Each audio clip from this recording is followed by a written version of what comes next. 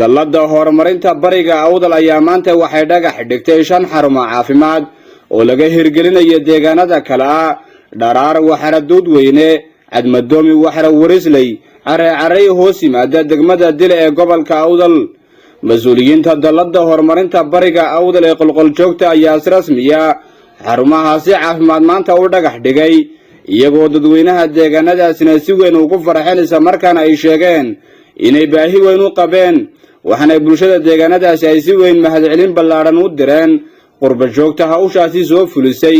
waxaana ay ka dhawaajiyeen waayo wax badan bay noo qabteen wax badan bay iyay dadka magaca u qabteen ilaahay ka jazaaysiiyo amaan u celinayna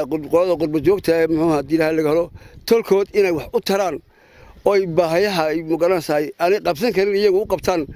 ilaahay magaranaysaa ku ilaahamiyay aad iyo aad mahad u celinayna Allah ina barakeeyo idilkeennaba waa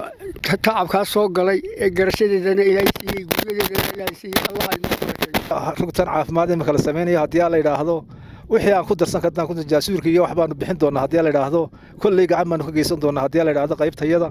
haddaan nabadnahay amba xaq fuliba ha noqotee waqtayeen halkan umulisada anu dumarka umulisadaanaha dhibaato waan soo laasan haday dhiig bax tahay haday umuur oo dhan tahay haday dawala'aan tahay dhibaato dhan waan soo laasan walaalayaal waan iniga gudoonay imika dallada horumarinta bariga awdal ayaa nugu mahad celinayna ilaahay waxaanu ni baryanaa in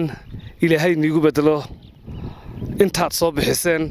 ajar khayr ay nigu bedelo kullay baahiya uu naga qoray waan ugu mahadnaqaynaa waan nagan saaka u taagan waxaan gudoomiyaha iyo gudida kale la socotay dallada horumarinta ugu mahadnaqaynaa warbixintii uu naga qoray maalinta dhaweyd kullay waan nagan haynaa dhagax dhigeegi annaguna waan u ducaynaa dadkii goobta yeelay hadaan nahay ee loogu yimiday ee loo dhagax dhigayay goobtan caafimaadka aad iyo aad codii ka qayb gashay codii hawshaasi soo abaabushay geesta kale waxa iyaguna halkaasi ka hadlay gudoomiyaha dallada horumarinta bariga awdal ee qolqol joogta aadan cabdullaahi sheekh muuse gudoomiye ku-xigeenka dallada Ismaaciil Cilmi Ahmed iyo sidoo kale Sheekh Cabdullaahi Muuse Habane oo kamid ah qurba joogta dalladaasi waxaana ay ka dhawaajiyeen maanta halkan aan dhagax dhigaynaa rug caafimaad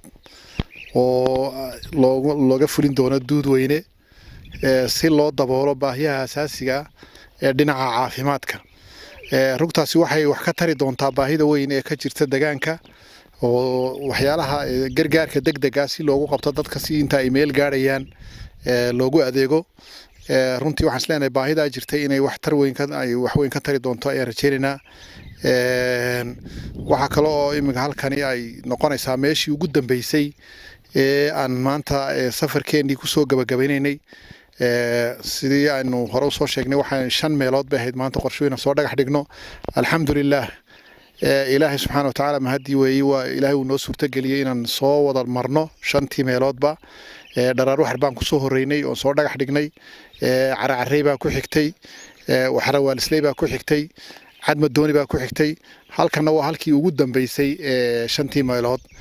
maanta aanu soo dhagax dhigaynay dhammaanba waxa weeye waa meelihii aanu soo ogaanay in baahida dhinaca caafimaadku ay ka jirto kullayto cidaan muxuu dhagax dhiganaa waa qurba jooga waxaan leenahay insha Allah wad arkaysaan waxaanan leenahay inaad si dhaqsiya looga hawlgalo dadkaas oo u baahan inay halkan u noqoto meel ay muxuu ahaa ka dawooyinka loogu u noqoto macnaha dhakhtar u noqoto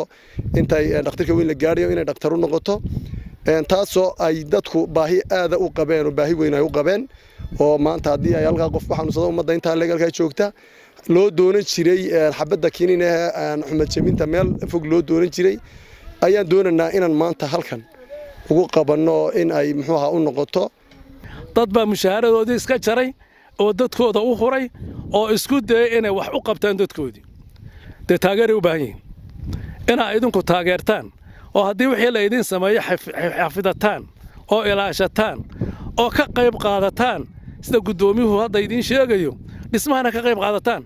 حتى هذا ترى ورانو كولga bilaa lacag baan ku shaqeynayaa maalinta waa ka qayb qaadasho weeyaan dallada horumarinta bariga awdal ayaa hadda shan jirsatay muddadii ay jirtayna waxaa deegaanada bariga gobolka awdal ay ka hirgelisay waxqabad ballaadhan oo ay bulshada u riyaaqday isla markaana xarumahani caafimaad ee maanta la dhagax dhiga ayaa noqonaya mid ay ka faa'iidaystaan bulsho badan oo horey baahi weyn ugu qabay xarumaha caafimaad oo bulshada lagu dabiibo. waa Cimraan Xuseen Aadan wararka muuqbaaya telefishanka caalamiga Star TV Boorama.